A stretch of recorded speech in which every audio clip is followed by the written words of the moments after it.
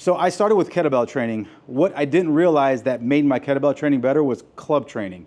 As I got really efficient with club training, I now been introduced to staff, and what I just told Wildman earlier was that I didn't realize how much club training has prepared me for staff, and he said it all starts with staff training, and it's kind of a big circle where all the dots are starting to connect as you start working with the staff, and it's something that I'm probably going to continue doing for longer.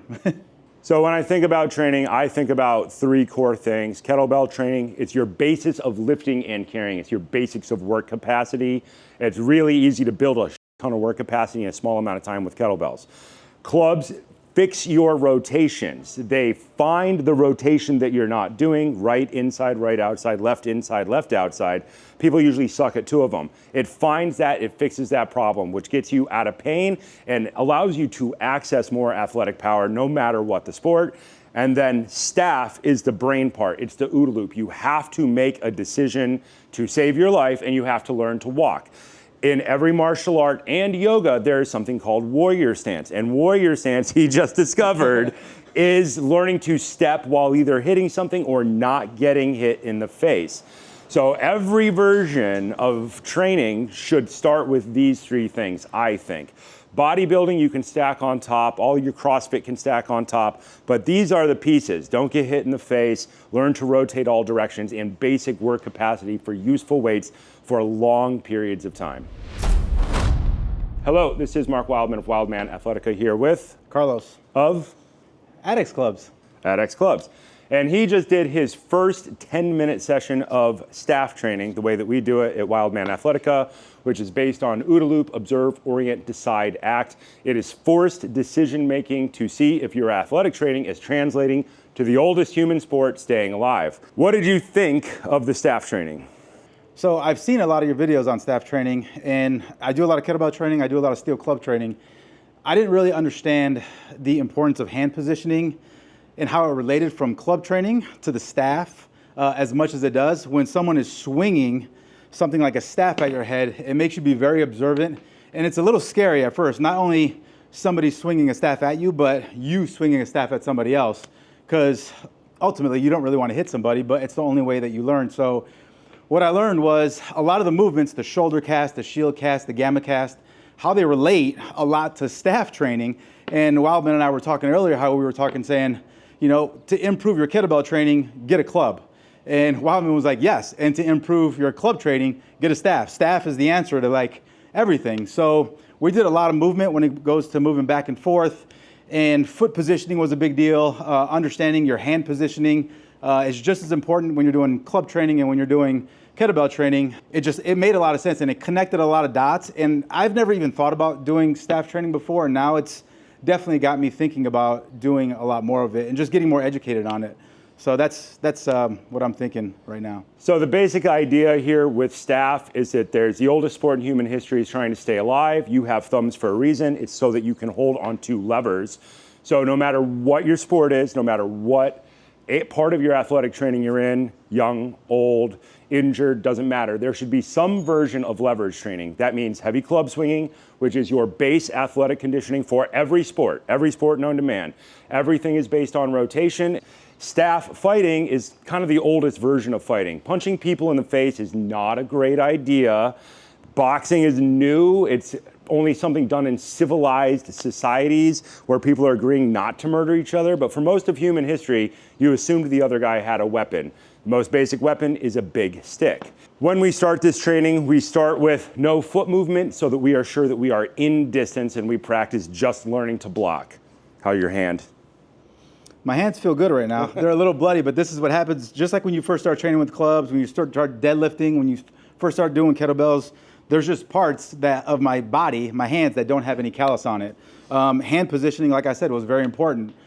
And this is the reason why I have, you know, these beautiful bites on your hand. Right, yeah. In the beginning, everybody, even if you do clubs training or mace training, deadlifting, the way you use your hands changes when you start using staff, because you're transitioning your hand, and a lot of the weird things that you can get away with in a world where people aren't hitting you in the face disappear when you have to loosen your hand to transition and then tighten your hand to keep the staff from bouncing around inside your hand. First thing that we see when people are learning, no matter how good they are with everything else, is we see bites in the corner of the hand, and that is them not totally closing their grip. The best way to train for staff is heavy club and mace, but you cannot skip the actual OODA loop training. Observe, orient, decide, act. Somebody has to swing something at you, probably your head, because most attacks in all of human history are 45-degree right hand down to the head. So you need to learn to see what that looks like in range, figure out how to block. Then we added movement, moving forward and moving back. Moving forward and moving back, walking forward and walking back, walking forward attacking, walking back defending, and then walking back attacking, walking forward defending. After that, it moves to half circles.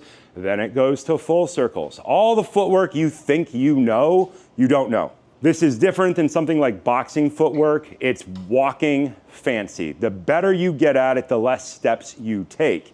Boxing shuffles work very well on level ground against one opponent.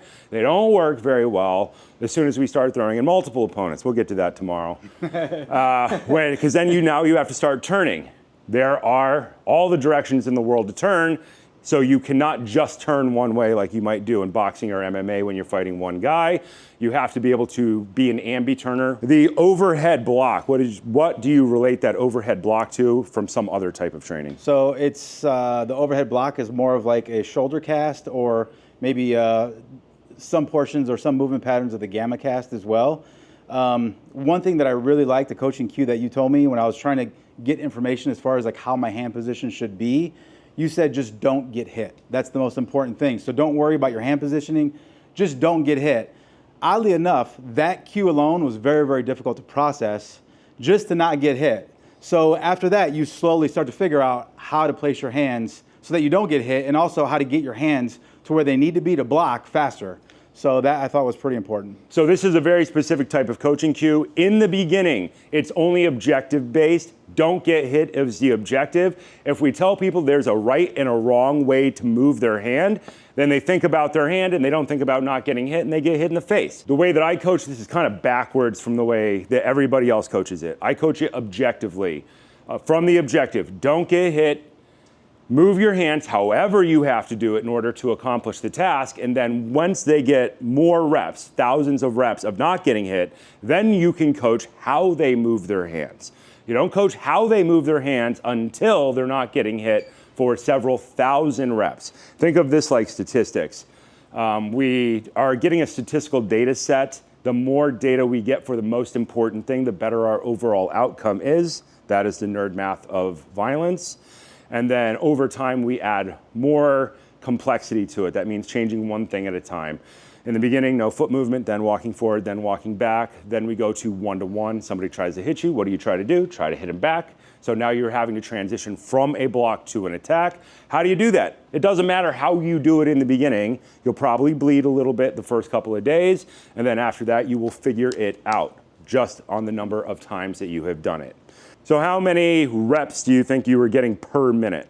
How many reps was I getting per minute? Honestly, I don't know. Okay, nobody knows in the beginning. I have no idea. It's a trick question. I was worried about getting hit. So time disappears when you first start doing this. So in the beginning, people are doing 30 decisions per minute, 1 rep every 2 seconds. They get faster. In about 10 hours of training, they get down to 60 decisions a minute. And then when they start to get good, it starts to get to 90 decisions per minute. But 90 decisions per minute is brutal cardio.